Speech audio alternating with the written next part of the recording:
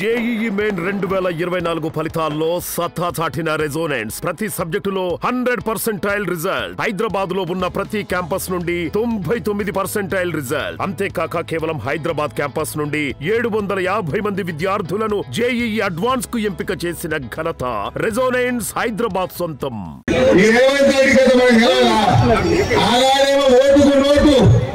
ఇవాళేమో ఓటుకు ఒట్టు నాడు ఇవాళ ఓటుకు ఒట్టు. ఈ దొంగ ఒట్టు పెట్టి ప్రజల్ని మోసం చేయాలని చూస్తా ఉన్నాడు. నేను సవాల్ ఇస్తా, రేపు పొద్దున 10 గంటలకు రేపు పొద్దున 10 గంటలకు అసెంబ్లీ ముంగట ఉన్న అమరవీరుల స్తూపం దగ్గరికి నేను రాజీనామా లేఖ తీసుకొని పోతా ఉన్నా. అడిగిన రేవంత్ రెడ్డి నువ్వు 15 ఆగస్టు వరకు రుణమాఫీ చేసేది నిజమైతే 15 ఆగస్టు వరకు బాండ్ పేపర్ల మీద మీరు 6 గ్యారంటీలు 13 హామీలు అమలు చేస్తామని పేపర్ మీద రాసిచ్చినాం.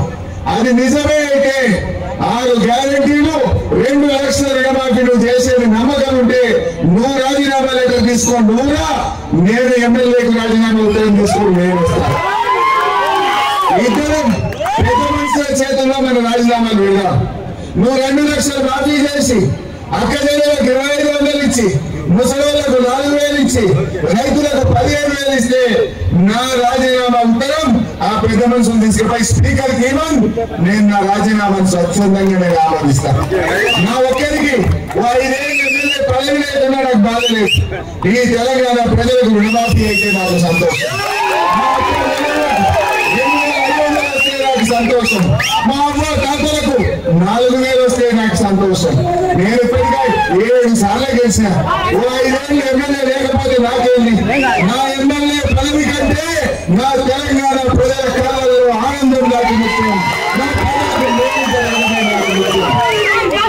మరి రేవంత్ రెడ్డి ఇప్పుడు మళ్ళీ పాలకుర్తి నుంచి అడుగుతున్నా, నువ్వు దేవుడి మీద వచ్చి పెట్టింది నిజమైతే, అమ్మ తాతలకు 4,000 ఇస్తానని 100 రోజుల్లో చెప్పింది నిజమైతే రేపు అమరవీరుల స్తూపం దగ్గరికి అమరవీరుల సాక్షిగా ప్రమాణం చేద్దాం. నువ్వు రాలేదంటే మళ్ళీ దొంగ వచ్చి పెట్టినావు, మళ్ళీ దేవుడిని రాజకీయాలకు వాడుకున్నావు అనుకుంటాను ప్రజలు. తప్పకుండా ఈ పార్లమెంట్ ఎన్నికల్లో నీకు కాంగ్రెస్ పార్టీకి గుణపాఠం తప్పదు అని చెప్పి కూడా ఈ సందర్భంగా హెచ్చరిస్తాను. నమస్తే అండి. ఇది వ్యాపారం గురించి కాదు, ఓటు గురించి. ఎన్నికల్లో ఓటు వేయడం మన హక్కు మాత్రమే కాదు, కర్తవ్యం. ఎంతో మంది మహా నేతలు శ్రమించి ప్రాణత్యాగం చేసి ఈ అవకాశాన్ని మనకిప్పించారు. అందరూ ఓటు వేద్దాం. ఎందుకంటే ఓటు హక్కు ఊరికే రాదు. నా ఓటు ఎవరికో తెలుసా? అది సీక్రెట్ అండి.